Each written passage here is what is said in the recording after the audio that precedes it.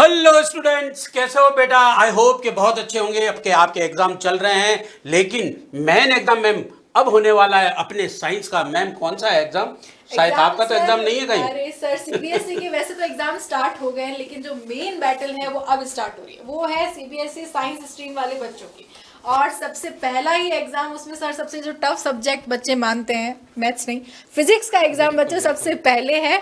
और आज के इस सेशन में बच्चों हम आपको एग्जाम से रिलेटेड इंपॉर्टेंट टिप्स देंगे, आपको थोड़ा मोटिवेट करेंगे। आपका जो एग्जाम की स्टार्टिंग है हम लोग धमाकेदार बनाएंगे और आप लोगों को सभी को विश करेंगे ऑल द बेस्ट। तो आज का ये जो सेशन रहेगा आप लोगों को विश करने के लिए रहेगा। तो हम सबसे पहले सर बच्चों को मोटिवेट करेंगे, लेकिन सबसे पहले हम बच्चों को इंपॉर्टेंट जो टिप्स आप देना चाहते हैं बच्चों को एग्जाम में, आप वो जरूर बता दीजिए कि बच्चों को एग्जाम में क्या क्या प्रिपरेशन करनी चाहिए या फिर क्या क्या लेकर के जाना चाहिए। मैम एक्चुअली देखो, बच्चों ने एक एग्जाम तो दे दिया है, तो वैसे तो उनको मालूम है, फिर भी हम इस बात को बताना चाहते हैं कि किन किन बातों का बच्चों को ध्यान रखना चाहिए स्पेशली। तो मैं आपको बताना चाहूँगा बेटा कि सबसे पहले एक तो एडमिट कार्ड, यानी कि आप घर से जब रवाना हो तो उससे पहले जो है आप एडमिट कार्ड अपना देखें। उसको रात को ही, मैं तो कह रहा हूँ, अपने टेबल के पास रख ले एडमिट कार्ड को, ठीक है। पेन, अच्छा सा पेन, यूनिक, वहाँ जाएँ और पेन चल रहा ही नहीं है, फिर उससे मांग रहे हैं उससे मांग रहे हो, ऐसी कहानी नहीं होनी चाहिए, ठीक है ना।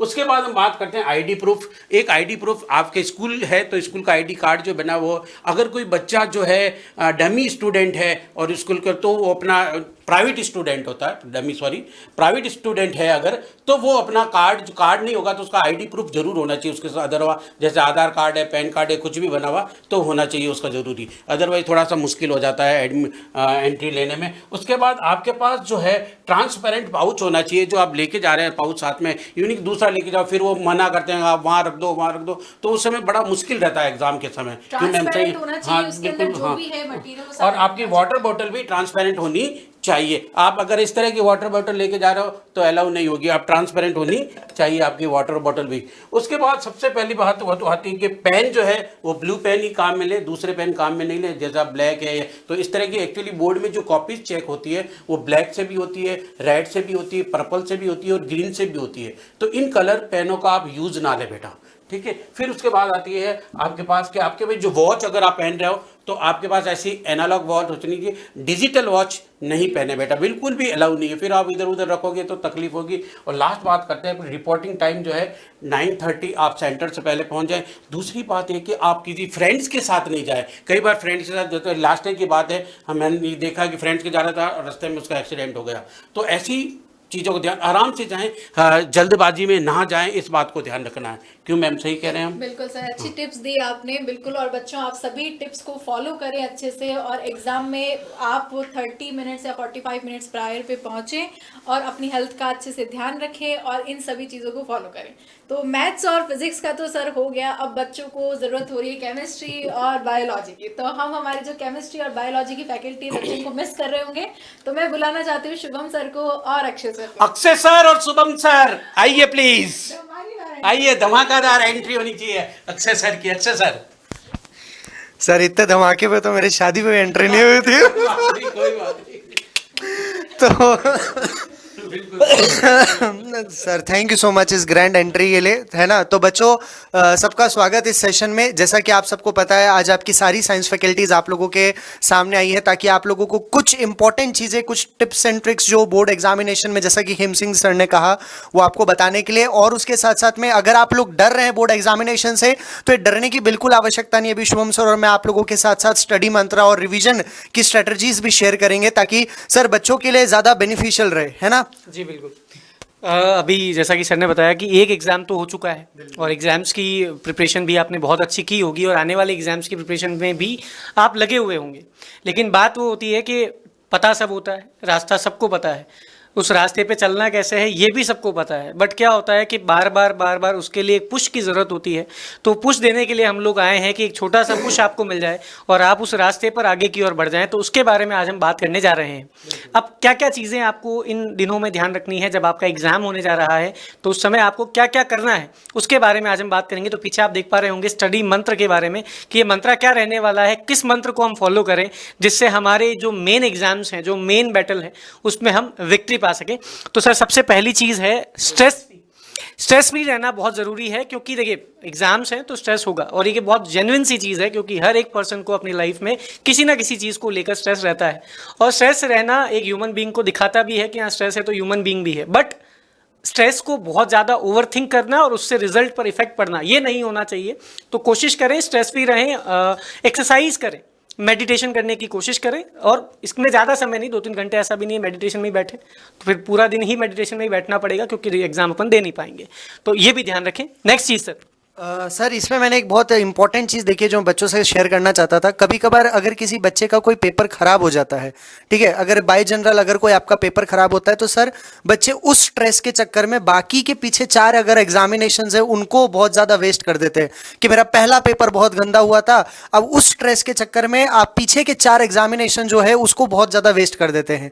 तो ये भी मैं आप लोगों को बोलना चाहूँगा कि बच्चों अगर आपका एक पेपर खराब गया है, आपके पास 5 पेपर्स हैं, ठीक है, उन पेपर्स को आप लोग प्लीज स्ट्रांगली मैच्योरली इस तरीके को सोचे, है ना सर, कि बेसिक चला गया उसे भूल जाएं, सिंपल सी बात है, जो चला गया उसे भूल जाएं और नेक्स्ट पेपर की प्रिपरेशन करें, सबसे बढ़िया बात है। और अगर आपके पास गैप ज्यादा आ रहा है तो आप मॉक टेस्ट जरूर दें। अगर गैप जैसे 8 से 10 दिन का गैप आ रहा है अगर किसी पेपर के बीच में, तो 2-3 मॉक टेस्ट दें, जिससे आपका जो है एग्जाम का जो फोबिया है वो हट जाएगा आपका, और आपको मालूम चलेगा कि कौन से टॉपिक्स जो है आपके जो वीक है और कौन से अच्छे हैं वो भी मालूम चल जाएगा। बिल्कुल। नेक्स्ट है सर कंप्लीट स्लीप। बहुत सारे बच्चों को मैंने देखा है कि सर मेरे कल बोर्ड एग्जामिनेशन है, मैं तो पूरी रात ही नहीं सोया, ठीक है। और सर पिछले साल ही एक बच्चा मुझसे कांटेक्ट में आया था, उसका भी यही सेम इशू था। उसने अपने केमिस्ट्री एग्जामिनेशन से पहले कहा कि मैं पूरी रात पढ़ के जगूंगा, ऐसा जोश होता है सर बच्चों में, ठीक है। पर हुआ क्या कि जब उसके केमिस्ट्री एग्जामिनेशन का पेपर, जब उसके सामने पेपर आया तो बच्चों उसका जो आईक्यू लेवल था, उसकी जो सोचने की क्षमता थी वो थोड़ी रिटार्ड हो गई। तो ये बायोलॉजिकली सर ज़्यादा अच्छे समझा पाएंगे कि सर बायोलॉजिकली ब्रेन को भी ज़रूरत है, बायोलॉजिकली ब्रेन को ज़रूरत होती है, लेकिन सर मैं ये समझता हूँ कि स्टूडेंट के पॉइंट ऑफ व्यू से जब स्ट्रेस होता है ना तो नींद आती नहीं है। इसके लिए 2 लाइनें मेरे को याद है कि दुख की रात सोता कौन है और सुख की रात नींद किसे आती है। तो ये वो वाले अरे वाह, बहुत बढ़िया, बहुत बढ़िया।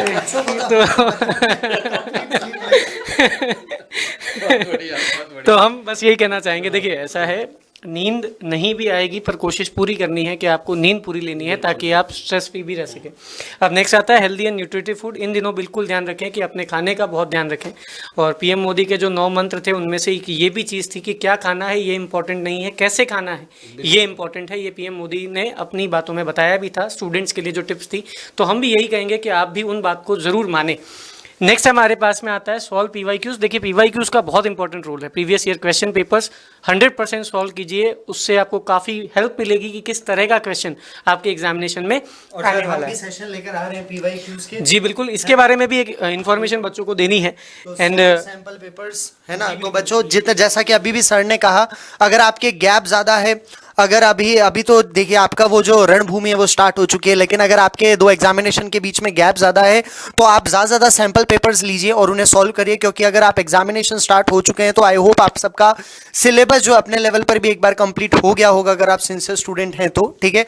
तो आप सैंपल पेपर लगाइए। बिल्कुल सर। इन चीज़ों के अलावा अगर मैं बात करूं तो पहला साइंस का एग्ज़ाम सर फिजिक्स का रहने वाला है, और फिजिक्स की एग्ज़ाम मोस्ट प्रोबेबली मैं अगर बात करूं सर तो 21 फेब को है, और 21 फेब को जब फिजिक्स का एग्ज़ाम है तो मैं ज़रूर हमारी फिजिक्स की मेंटोर हर्षिता मैम से ज़रूर जानना चाहूँगा कि बच्चों के लिए और एंट्री के लिए मैं हर्षिता मैम,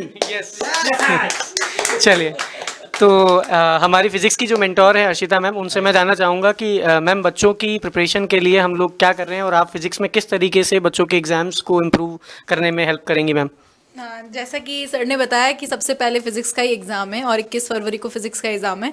तो सीबीएसई के जो भी बच्चे हैं क्लास 12 के, उनको टेंशन हो रही होगी कि किस तरीके से हम क्वेश्चंस को अटेम्प्ट करेंगे, क्योंकि अगर देखा जाए सर तो प्रीवियस ईयर का जो पेपर था सीबीएसई का काफ़ी टफ आया था। तो इस साल भी बच्चे डर रहे हैं कि अगर वैसा पेपर आएगा तो किस तरीके से हमको प्रिपरेशन करनी है, क्योंकि MCQs का लेवल देखा जाए तो काफ़ी अच्छा लेवल आता है, और वैसे क्वेश्चन की हमें कौन प्रैक्टिस करवाएगा। तो डरने की है क्या बात जब उत्कर्ष है आपके साथ। तो आप लोग की जैसी नीड होती है वैसे ही बच्चों हम आपको कंटेंट प्रोवाइड करते हैं। तो आप लोगों के लिए जैसे 21 फरवरी को आपका एग्जाम है, तो 20 फेब को मैं आपके लिए शाम को 5 बजे एक स्पेशल क्लास लेकर के आऊँगी, जिसमें कि हम प्रीवियस ईयर क्वेश्चंस को भी स्टडी करेंगे। साथ में आप लोगों को कुछ एक्स्ट्रा मैं न्यूमेरिकल MCQs करवाऊंगी, जो कि पिछले साल जैसे न्यूमेरिकल आए हुए हैं CBSE में उसके बेस पर होंगे। साथ में केस स्टडी टाइप के क्वेश्चन जो कि आप लोगों को NCERT में नहीं मिलते हैं, तो वैसे टाइप के क्वेश्चंस के हम प्रैक्टिस करेंगे। असर्शन रीजन टाइप के क्वेश्चन की हम प्रैक्टिस करेंगे।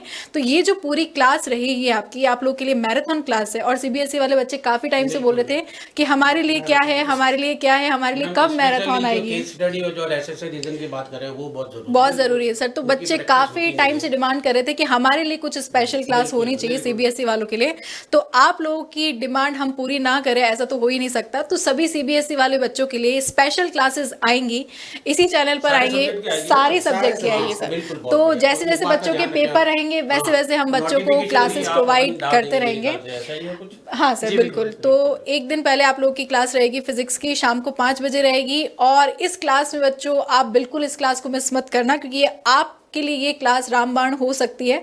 अगर आप ये क्लास लेंगे तो आप लोग की काफ़ी कुछ क्लैरिटी आप लोग को मिलेगी किस टाइप के क्वेश्चन एग्जाम में आते हैं। तो शाम को 5 बजे 20 फरवरी को जुड़ना ना भूलें उत्कर्ष ऑनलाइन ट्यूशन 11-12 चैनल पर।